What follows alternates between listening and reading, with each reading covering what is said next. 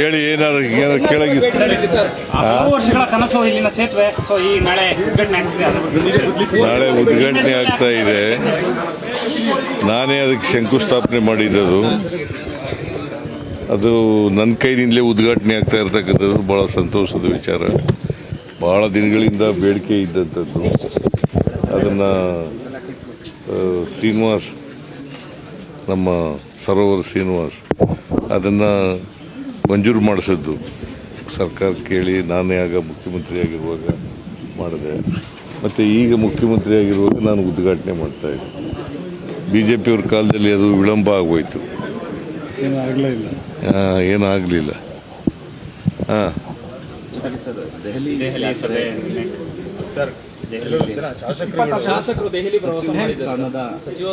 ಹೋಗಲಿ ಪಾಪ, ಬೇಡ ಅಂತಂದವ್ರು ಯಾರು ಹೋಗ್ಲಿ, ನನ್ನದೇ ತಕರಾರು ಇಲ್ಲ ಅದಕ್ಕೆ. ಈಗ ರೀಸಫಲ್ ಮಾಡಬೇಕು ಅಂತಕ್ಕಂಥದ್ದು 2.5 ವರ್ಷ ಆದಮೇಲೆ ಪೆಂಡಿಂಗ್ ಇದೆ. ಅವ್ರು ಒತ್ತಾಯ ಮಾಡಿದ್ರೆ ಮಾಡಲಿ. ನೀವು ಕೂಡ ಬಹಳ ದಿನಗಳಿಂದ ಪುನರ್ರಚನೆ ಆಗಬೇಕು ಅನ್ನೋದು ಕೂಡ ಇತ್ತು, ಆದರೆ ಹೈಕಮಾಂಡ್ ಗ್ರೀನ್ ಸಿಗ್ನಲ್ ಕೊಡ್ತಾ ಇಲ್ಲ ಸರ್. ಇದು ಎಲ್ಲ ಒಂದು ಕಡೆ ಹಿನ್ನಡೆ ಆಗ್ತದೆ. ಅದಕ್ಕೆ ಬೇರೆ ಬೇರೆ ಈಗ 5 ರಾಜ್ಯಗಳ ಚುನಾವಣೆ ಬಂತು, ಬಜೆಟ್ ಇತ್ತು, ಹಾಗಾಗಿ ವಿಳಂಬ ಆಯಿತು. ಹೈಕಮಾಂಡ್ ಏನ್ ಮಾಡ್ತದೆ ಅಂತ ಗೊತ್ತಿಲ್ಲ. ಯಾರು ಸರ್, ನಿಮ್ಮ ರಾಜಕೀಯ ಕಾರ್ಯದರ್ಶಿ CM ನಿಮ್ಮ ರಾಜಕೀಯ ಕಾರ್ಯದರ್ಶಿ ಅವರು ಕೂಡ ರಾಜೀನಾಮೆ ಕೊಡ್ತಾರೆ ಅನ್ನೋದು ಸಾಕಷ್ಟು ಒಂದು ಸುದ್ದಿ ಹರಡಿದ್ರು. ಹೌದು, ಅದು ಇನ್ನೂ ಕೊಟ್ಟಿಲ್ಲ, ಕೊಡ್ಬೋದು ಅಂತ ಅನ್ಕೊಂಡಿದ್ದೀನಿ ನಾನು. ಸರ್, ಫಲಿತಾಂಶ ಬರೋಕ್ಕೂ ಮುನ್ನವೇ ಸಾಕಷ್ಟು ಒಂದು ಚರ್ಚೆ ಆಗ್ತಾ ಇರುವಂಥದ್ದು ಸರ್. ಕಾಂಗ್ರೆಸ್ ಈಗ ಅಲ್ಲಿ ಇನ್ನೂ ಫಲಿತಾಂಶನೇ ಬಂದಿಲ್ಲ. ಕೇಳಪ್ಪ, ಇಲ್ಲಿ ಹೈಕಮಾಂಡ್ನಿಂದ ಸೆಕ್ರೆಟರಿ ಇನ್ಚಾರ್ಜ್ ಇದ್ದರು. ಅಲ್ಲಿ was in charge of the Davanagere by election. ಅವರು ರಿಪೋರ್ಟ್ ಮೇಲೆ ಕ್ರಮ ತಗೋತಾ ಇದ್ದಾರೆ. ಅಂದರೆ ಕಾಂಗ್ರೆಸ್ ಪಕ್ಷ ಅಂದರೆ ಫಲಿತಾಂಶ ಬರೋಕ್ಕೂ ಮುನ್ನವೇ ಸೋಲನ್ನು ಒಪ್ಕೊಂತ ಇದೆ ಸರ್. ಸೋಲು ಎಲ್ಲ ಒಪ್ಕೊಂಡಿದ್ದೀವಿ, ಗೆಲ್ಲೋದು ನಾವೇ. ಆದರೂ ಇವೆಲ್ಲ ತಲೆದಂಡ ಎಲ್ಲ ಆಗ್ತಿದೆ ಸರ್. ತಲೆದಂಡ ಆದ್ರೆ ಸೋಲ್ತೀವಿ ಅಂತ ನೀನು ಹೇಳೋದು, ನಿನ್ನ ಪ್ರಕಾರ ಯಾರು ಸೋಲ್ತೀವಿ ಅಂತ ಯಾರು ಹೇಳಿದವರು?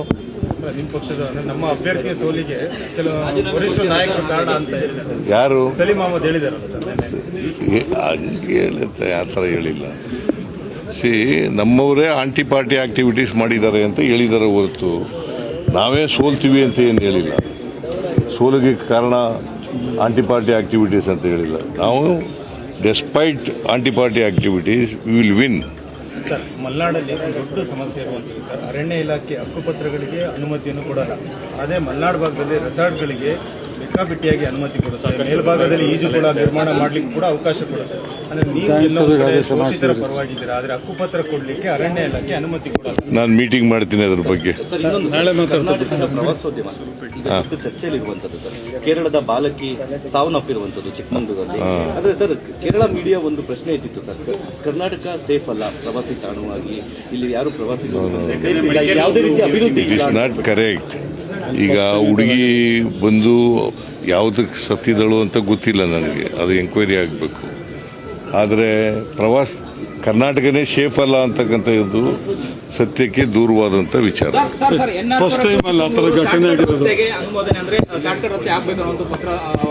ಹೌದು, ಅಗಲೀಕರಣ ಆಗಬೇಕು ಅಂತ ಅದಕ್ಕೆ ಈ ಸಾರಿ ಮಂಜೂರು ಮಾಡಿದ್ದೀವಿ, ದುಡ್ಡು ಕೊಟ್ಟಿದ್ದೀನಿ, ಅದಾಗತ್ತೆ.